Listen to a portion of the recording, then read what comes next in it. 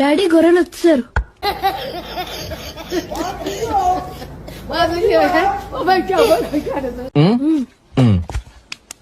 Net సరిపోతలేదనేసి నేను ఎంత ఏడ్చుకుంటూ ప్రార్థన చేసాను. 3:30కి అన్లిమిటెడ్ లైవ్ మా ఇంటికి వచ్చేసిందండి. అన్లిమిటెడ్ నెట్ మొత్తం మా ఇంటికి వచ్చేసింది. అది 24 ఫ్లైట్ ఎక్కుతును గాక, ఈ ఫ్లైట్ ఏదైనా గాని అది సౌండ్ వస్తే చాలు ఎక్కుతును గాక నేను పలికేదాన్ని. అట్లా ప్రార్థన చేసుకొని అడిగినా ఒక్క ఫ్లైట్ గురించి ప్రార్థన చేస్తే దేవుడు 4 ఫ్లైట్లు ఎక్కించండి. ఎందుకు పుడతారో కూడా తెలియదండి మనుషులు. ఎలాంటి కానుకలు ఇవ్వాలి దేవునికి?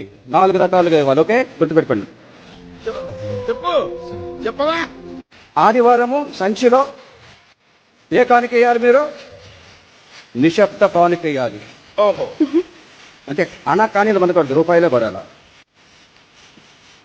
రెండవది, ఇంట్లో గొప్ప కార్యం జరిగి పెళ్ళయింది, కానుక దేవాలి. బర్త్డే అయింది, కానుక దేవాలి.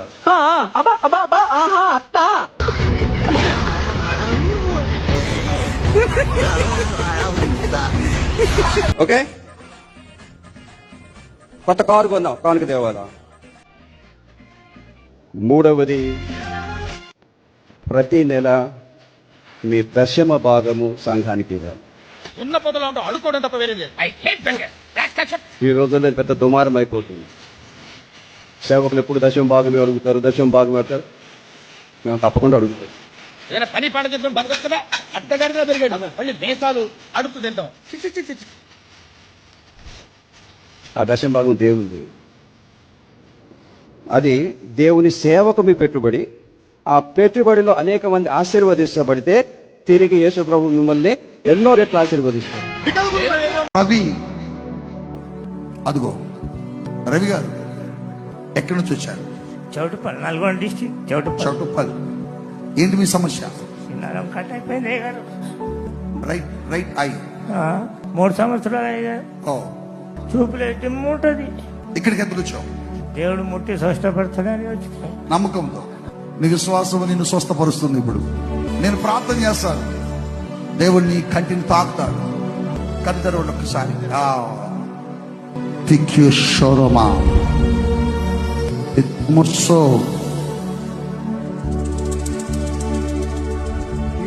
mighty name of Jesus. Touch. నీకు సంపూర్ణమైన చూపు వచ్చేసింది. నువ్వు ఏ హాస్పిటల్కి వెళ్ళవసరలే. నీకు దేవుడు అంటున్నాడు, నువ్వు దశమ భాగం ఇస్తే నీ పొలం మీదకి వచ్చే పురుగులన్నిటిని నేను గద్దించేస్తాను, నువ్వు మందు కొట్టక్కర్లేదు, నేనే గద్దించేస్తాను అంటున్నాడే.